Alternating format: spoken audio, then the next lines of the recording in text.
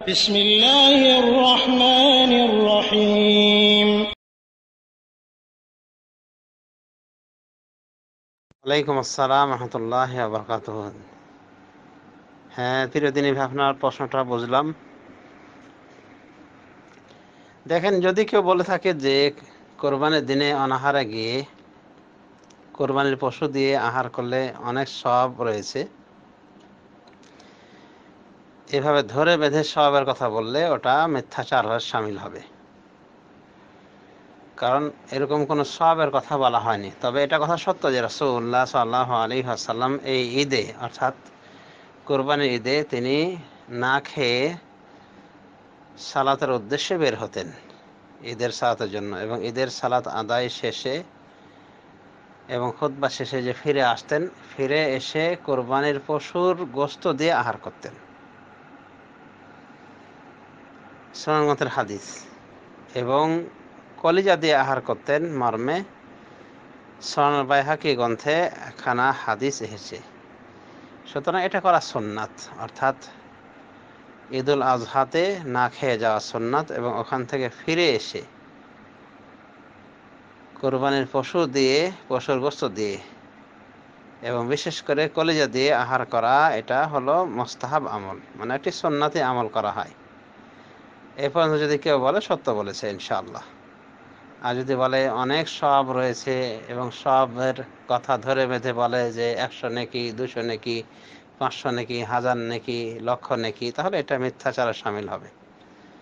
তবে সুন্নাত পালনের তো একটা সওয়াব রয়েছে, ইনশাআল্লাহ সে সওয়াবটা পাবে ইনশাআল্লাহ। আর যদি কেউ পানাহার করেই ফেলে ঈদের পূর্বে, এটা জায়েজ রয়েছে, তবে একটা সুন্নাত তার হাত ছাড়া হলো। আর সৌদি আরব সহ গোটা আরব দেশে এখনও রাসূলুল্লাহ সাল্লাল্লাহু আলাইহি ওয়াসাল্লামের তরিকায় ঈদের সালাত অতি তাড়াতাড়ি পড়া হয়ে থাকে, অর্থাৎ বেলা ওঠার সাথে সাথে, বেলা ওঠার 15 মিনিট পরে, 15-20 মিনিট পরে এই সালাত শুরু হয়ে যায়। সেই হিসাবে বলা যায় যে বেশি সময় থাকতো না রাসূলুল্লাহ সাল্লাল্লাহু আলাইহি ওয়াসাল্লামের পানাহার থেকে বিরত থাকার সময়টা লম্বা হতো না। কিন্তু আমাদের দেশে সব কিছুই উল্টা নিয়মে।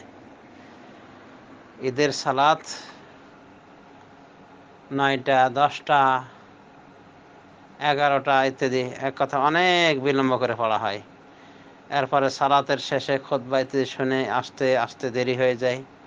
এরপরে কোরবানির পশু গোশত করতে, জবাই করে কুটাবাছা করতে দেরি হয়ে যায়। এক কথায় কোরবানির পশু দিয়ে আহার করতে দেখা যায় যে ওই বেলা 3টা 4টা বেজে যায়। আর 2টা 1:30টা বাজা তো একেবারে নর্মাল ব্যাপার। তো এটা একটু কষ্ট করে হয়। এরপরে যদি কেউ এই সুন্নাতটা পালন করে, ইনশাআল্লাহ নেকি পাবে, সুন্নাত পালন নেকি পাবে। কিন্তু যদি কারি সহ্য না হয়, পানাহার করে ফেলে, এটা তার জন্য জায়েজ রয়েছে ইনশাআল্লাহ। এক কথায় কেউ যদি এভাবে অনাহারে যায় ঈদের সালাত আদায় করতে, এবং ঈদের সালাত আদায় শেষে ফিরে এসে কোরবানির পশু দিয়ে আহার করে, ইনশাআল্লাহ সে সুন্নাত পালনের নেকি পাবে। আশা করি বুঝতে পেরেছেন। ধন্যবাদ।